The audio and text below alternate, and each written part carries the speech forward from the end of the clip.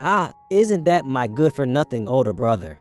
At a fancy restaurant I visited for a business meeting, I ran into my family, who had always looked down on me. What are you doing now? You're probably living in poverty with part-time jobs, right? In contrast, your little brother George, you know, has received an offer from a very, very big company. Isn't he admirable? He's completely different from you, a piece of trash. I've always been so embarrassed to think that you're my older brother.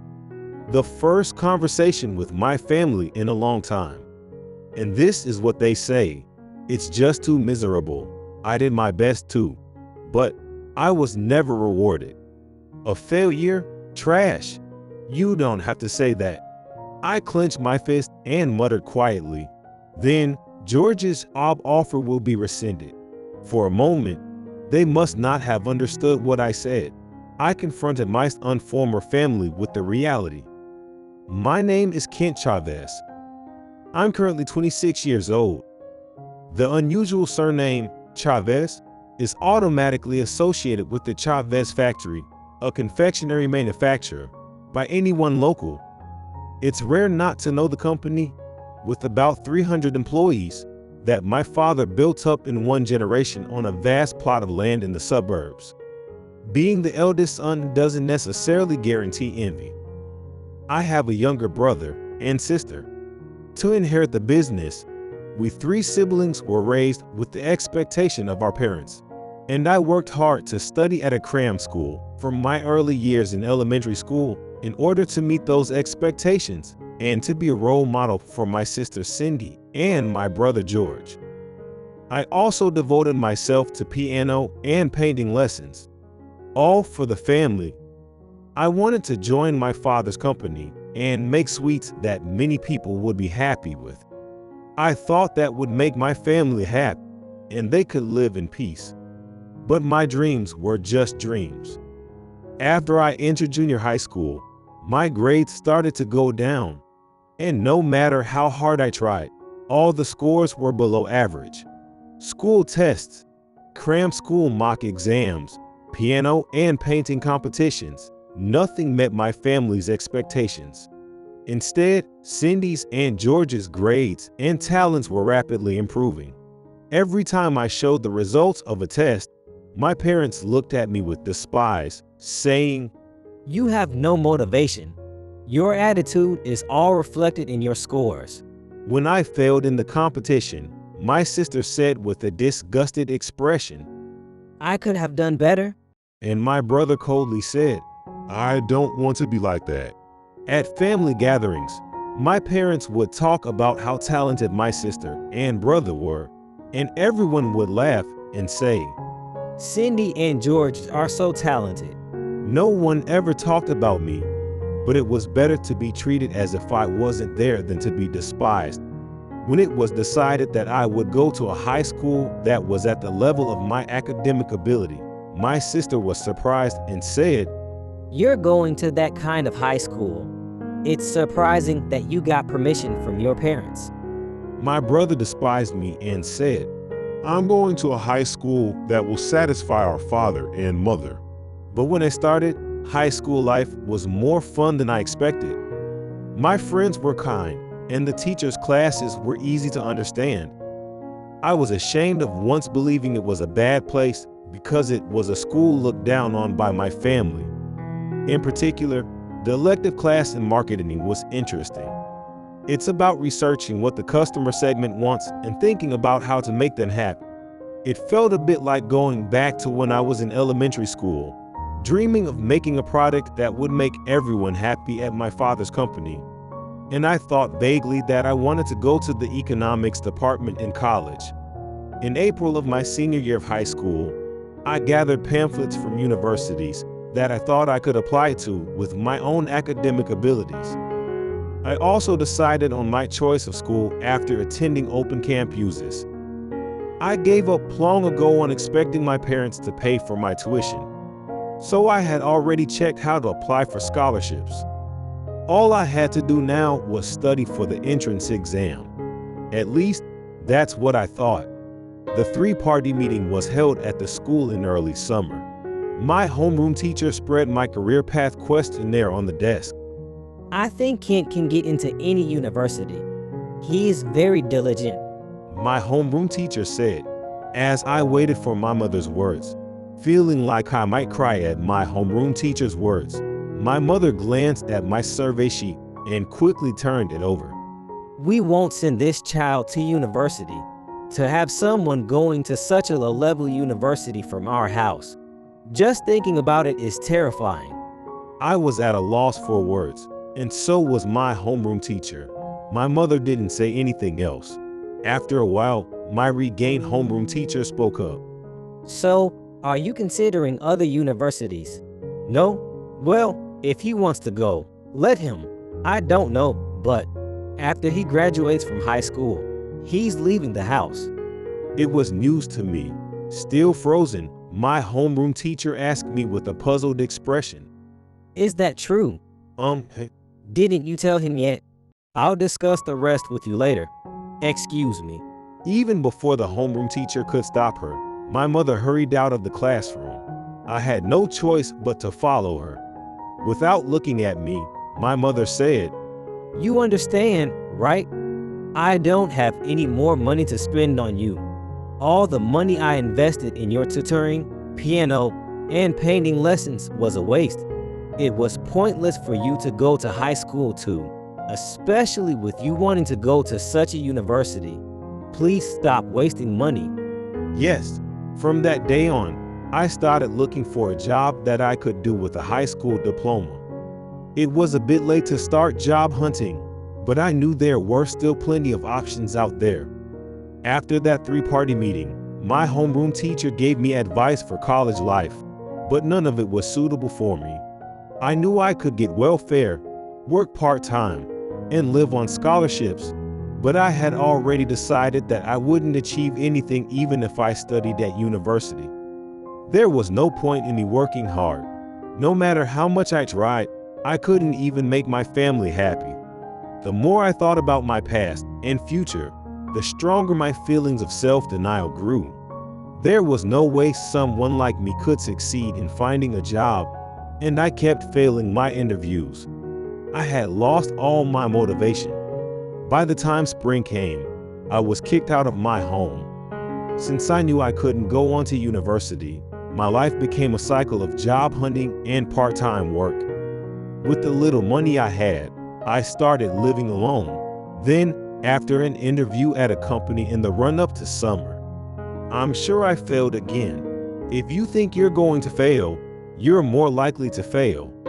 I knew that, but I didn't know how to have confidence.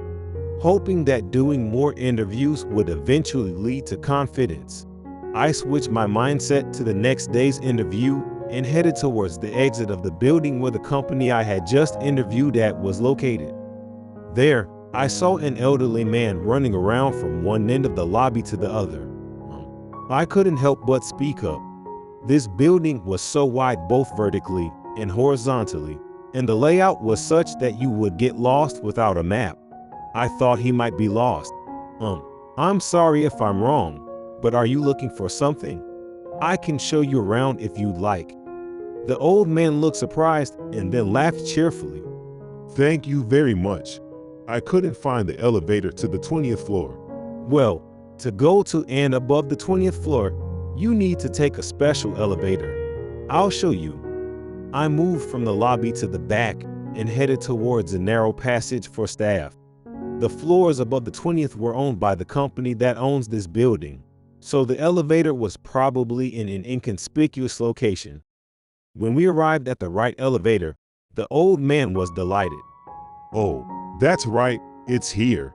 I forgot because it's been so long since I've been here. I shouldn't be getting lost in such a complicated building. But the design is really nice. It seems each floor has a different concept, which is interesting. I heard that the basement is Italian style. Do you work in this building? I'm a job seeker. I just came here for an interview today. The old man was surprised at my words. Is this your first time here then? Yes. Why do you know the location of this elevator? and the architectural style of this building? I just researched it. I have a habit of investigating everything about the building that the company I'm interviewing at is in.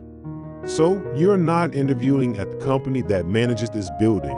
No, he seemed even more surprised. I see. My name is Harris. What's your name? My name is Kent Chavez. Kent, would you like to have a cup of tea with me? I want to thank you.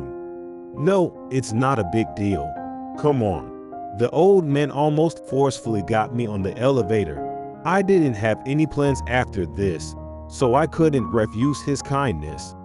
I wasn't paying attention to what floor we got off at, but I was taken to a reception room somewhere and was told to sit on a soft sofa. I'm sorry for bringing you here all of a sudden. No, Don't be so formal.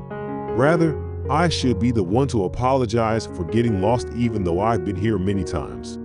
I certainly didn't have the guts to laugh at him. I didn't know what to do or why I was here.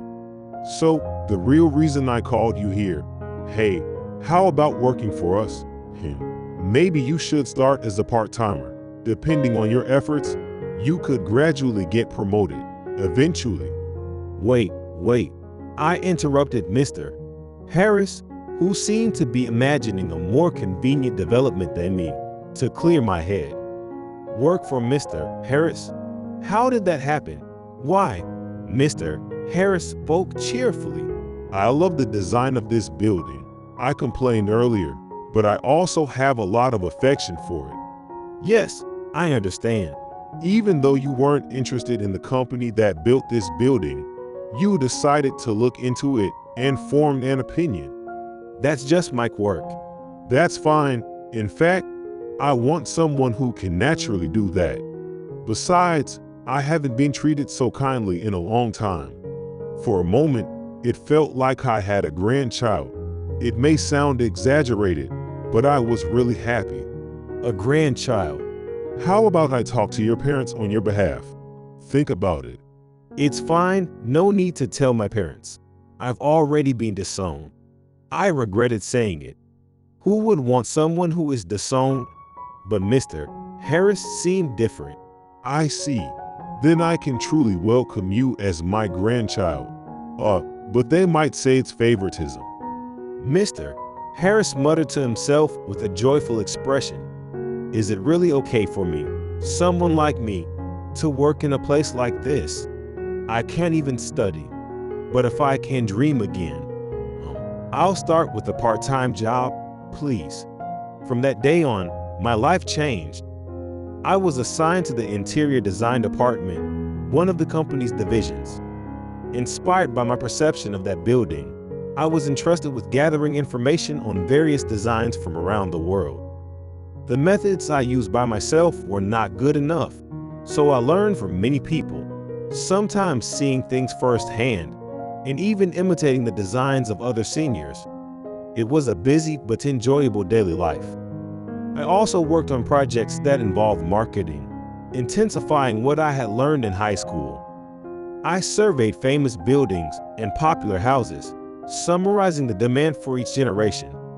I never imagined that something I enjoyed back then could become my job, and I truly had fun working on it. I became so absorbed in my work that I lost track of time. On the days when I ended up working overtime beyond the contract hours, I was scolded by my department manager, but she asked me if I wanted to become a full-time employee if I wanted to work that much. And so, I officially became a member of the company, and the news reached Mr. Harris quickly. Kent, I heard about it. You're a full-time employee now.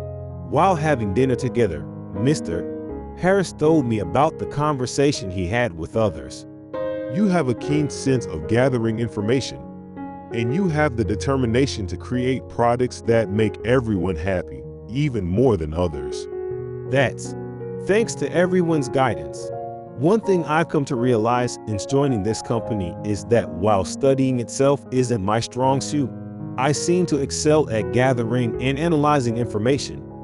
I was good at researching things, but I always thought it was just a normal thing to do. You see, I was a failure academically in that house, I couldn't see anything exceptional about myself, and being someone who couldn't study and lacked talent for the extracurricular activities my parents decided on, I was considered a disappointment. But I've learned that everyone has their strengths and weaknesses. That's true. I have confidence in business management, but I'm terrible at geography. It's not a bad thing. It's also part of your charm. And even if you're unsure, I'll be there for you. Mr. Harris squinted his eyes and reached out his hand towards me. His palm rested on top of my head. You've become reliable. When I realized he was patting me on the head, tears started flowing. All I ever wanted was to be praised for doing my best. That's all. Oh dear, I made you cry. Mr. Harris continued to smile and stroke my head. And when I calmed down, he spoke with a serious expression. Hey, Kent, I have a proposal. I was nervous as I entered the restaurant for the first time. While I had attended business meetings involving meals before, this time, I would be taking the lead in the negotiations. It felt like a test for my promotion. I was uncertain if using an actual business deal for the test was appropriate, but thanks to the company, my enthusiasm and self-confidence had been restored. So I decided to believe that I was trusted to such an extent.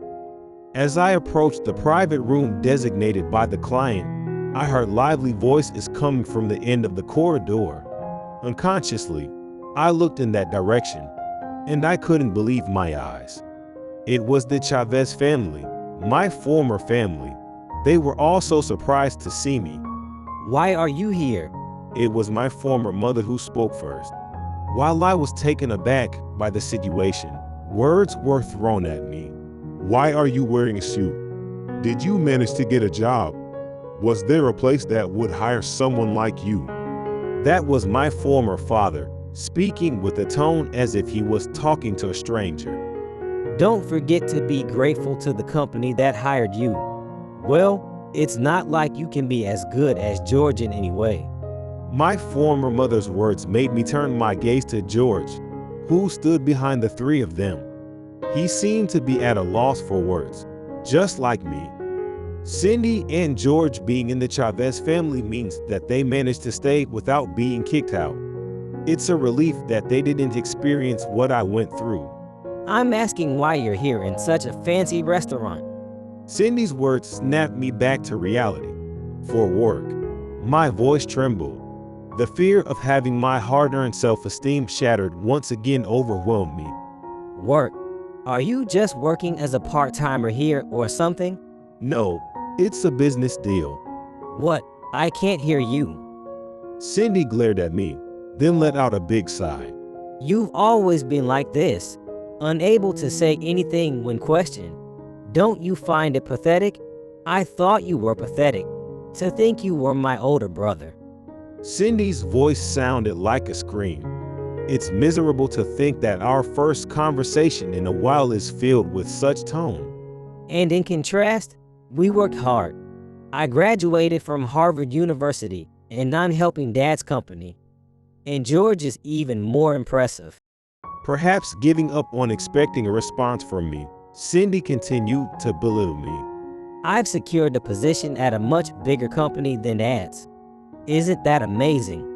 I've really worked hard. Both George and I are different from a failure like you. That's right.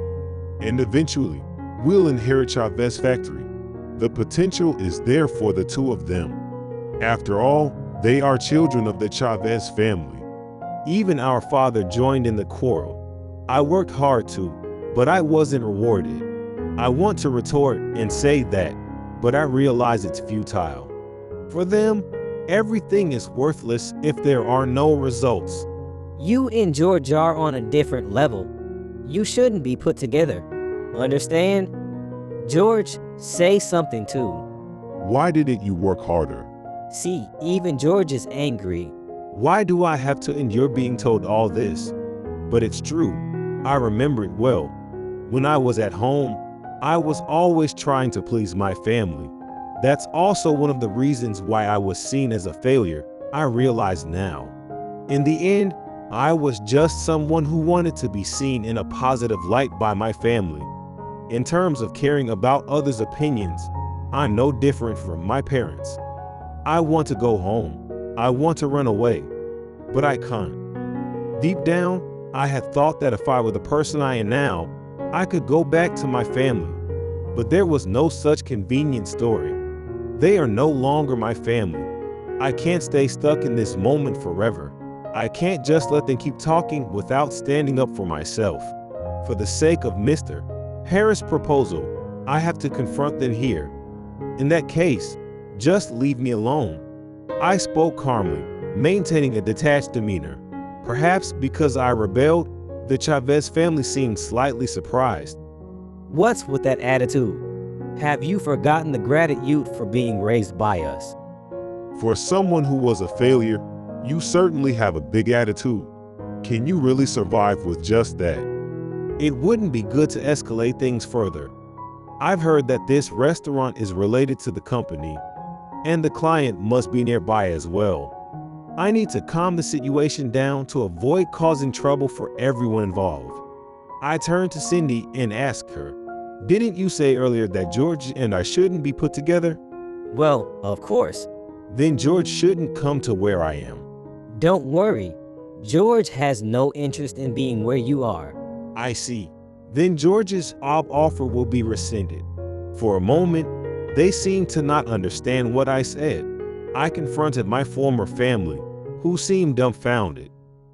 George's job offer is from Harris Group, right? How do you know that? Because I'm in charge of hiring. I'm currently working on the front lines while also making appearances in the HR department. We don't have a shortage of staff, but I personally took it upon myself to fulfill Mr. Harris and the management's desire for an employee with the kind of vision I have. So I knew that George was one of the job applicants. Harris Group is the company I'm already a part of. If you don't want to be where I am, then don't come. That's a lie. My former mother's face turned pale. A failure like you can't possibly be hired by Harris Group. Believe it when you see my business card. I handed my business card to my former father. As he read it, he seemed to be in disbelief as he recited, "Assistant to the President." Yes, I had reached an incredible position. I'm essentially a candidate for the next president. It's hard to believe even for myself, but since I have business cards printed, it must be true. An unprecedented rapid promotion in just a few years. I do wonder if I'm suitable for it, but nobody in the company opposes it. They say that my sensibilities and thinking align with the president's. It seems I'm recognized for my ability to maintain the current culture while taking it to the next level. Once I was told all that, I couldn't help but feel motivated. Of course, it's not something that will happen right away. I'm going to work in the HR department while also gaining experience in the field. I'm still an apprentice until I can handle all of those perfectly. But I still have sufficient authority. You really worked hard, didn't you? Dad didn't know. My former father put my business card in his pocket and suddenly softened his attitude. I always thought you were bad at studying, but you've grown this much. That's right. It's worthy of the Chavez family. I was more dumbfounded by the complete change in their attitude. I only wanted them to acknowledge and be happy for my efforts. Yet, I didn't feel any joy at all. They only see my position, not me. Furthermore, the way they disparaged George, whom they had just mentioned, filled me with an indescribable sadness. Hey, about what you said earlier regarding George's job offer, that was a joke, right? My father pleaded with me, his eyes filled with desperation. That's right. Kent wouldn't do something like that, right? We're family after all. That's right. With the current Kent, he could even take over the family business, and George as the vice president. The future of the Chavez family will be secure. Their self-centered words made my hands tremble with anger. My nails dug into my clenched palms. Just when I was reaching my limit, the door of a nearby private room opened. I immediately felt a sense of dread, thinking that I had caused trouble for the restaurant. Even though I was the one who had been provoked, if a fight broke out, we would all be at fault. How should I apologize? This is not the time to meet Mr. Harris' expectations. It's too late for regrets. I need to apologize. But my feet stopped when I saw who emerged from the private room. Mr. Harris. Hey there, Kent. Why are you here? Today is your big day, so I thought I'd secretly observe. It's the perfect opportunity. Mr. Harris directs his gaze towards the Chavez family, who are standing behind me. Excuse me, would you mind coming over here? Let's sit down and talk. He says. Who are you? My former mother responds, feeling bewildered by the sudden appearance of the old man. But seeing that I enter the room, they reluctantly follow along. Now then, since we have this opportunity, there's something I'd like to convey to all of you. As soon as we sat down, Mr. Harris took the lead in the conversation. Slowly and gently, as if speaking to a child, he changed the atmosphere to a calm one. You just referred to Kent as family a while ago. I understand that there is a blood connection. However, didn't you all kick Kent out 10 years ago? Why would you bring that up? My apologies. Let me introduce myself. I am Christopher Harris, Kent's current family. I've heard about the past. Family? My former mother pounded the table, as if expressing her confusion. Kent's family is us. You kicked him out, didn't you? Well, it's because he was immature. He needed training. And you didn't support him? I did. I spent millions of dollars on him, but he didn't achieve anything. So I decided that there was no need to spend money on him.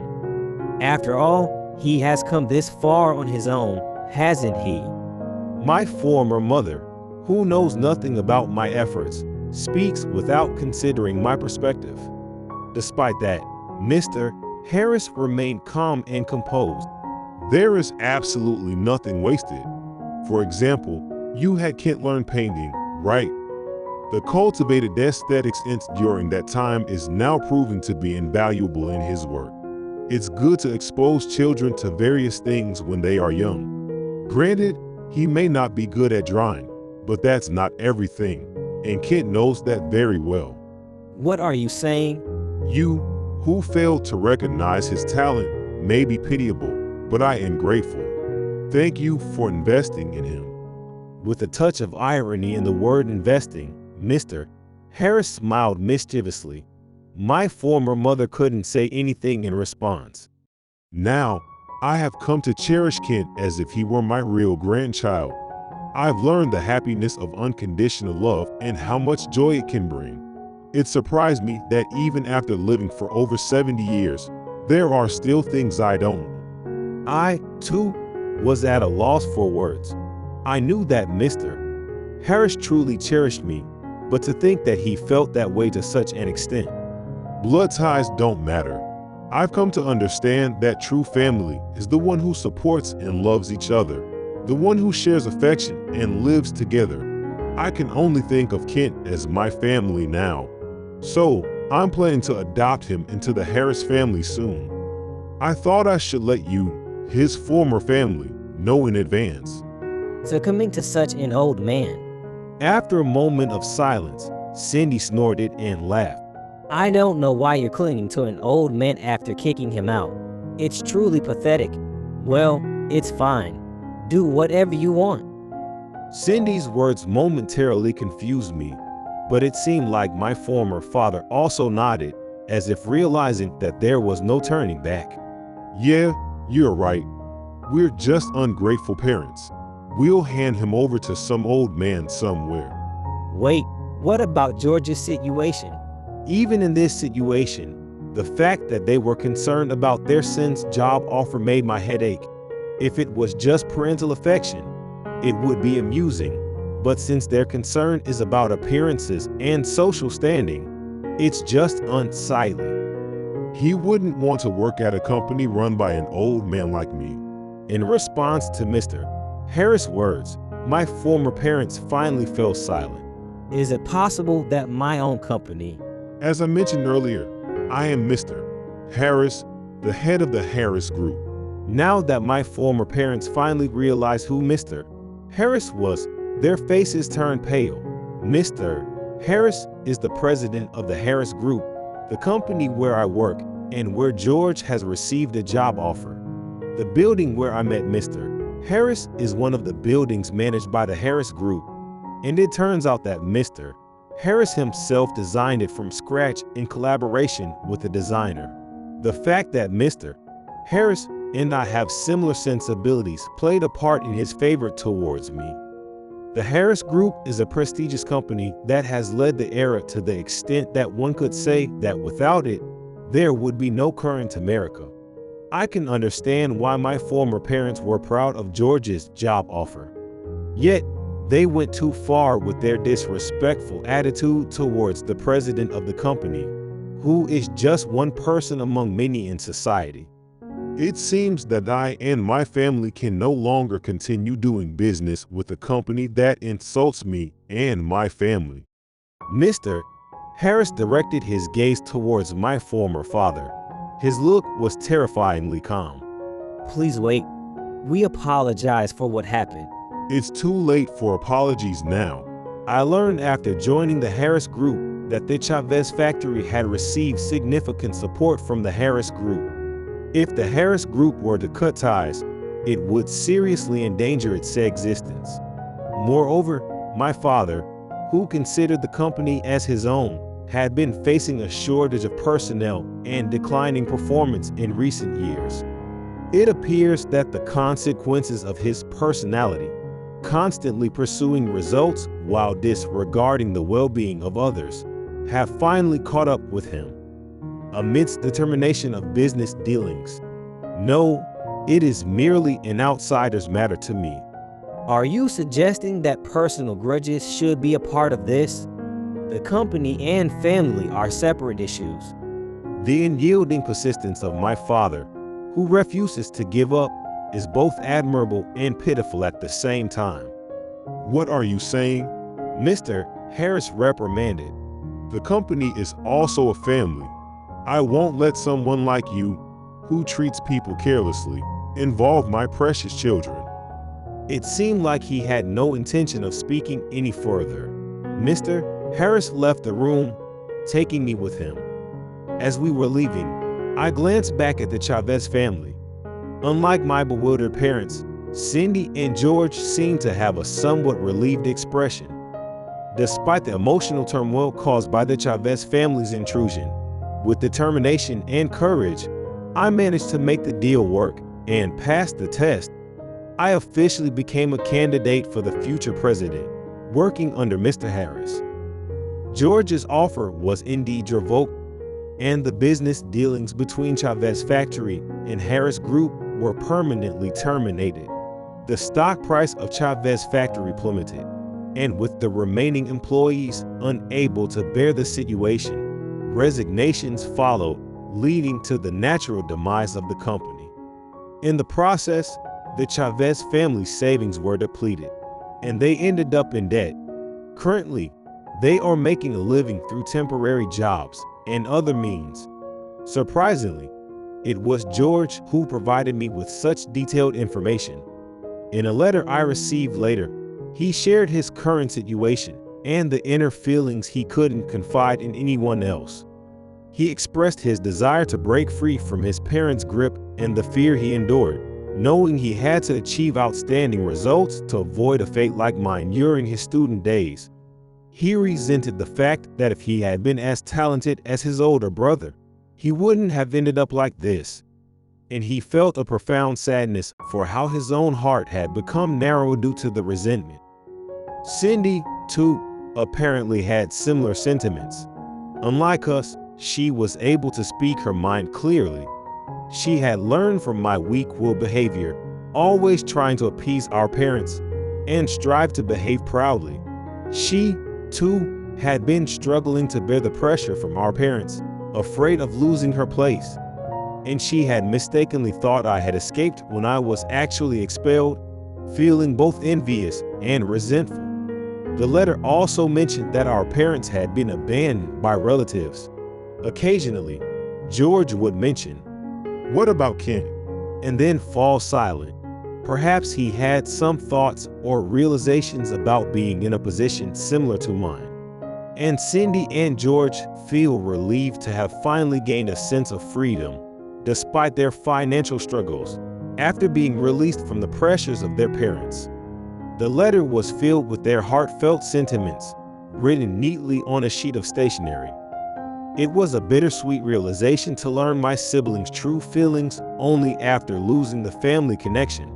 It made me reflect on the meaning of family, as I myself had experienced the loss of a family. "All right, now we're officially a family," Exclaimed Mr. Harris Christopher. "Well, I'm also a Harris now. From now on, I will call him Christopher." He wanted me to call him Grandpa, but it's not something I can change so quickly. Christopher noticed that I still held some attachment to my previous family. That's why he proposed the idea of officially becoming his grandchild once I let go of my past family ties. He taught me that family is not just about blood connections, but also about understanding and respecting each other as individuals and employees. "Yes, nice to meet you again," I replied. I aim to become someone like Christopher who values both people and the company. That has become my goal in life.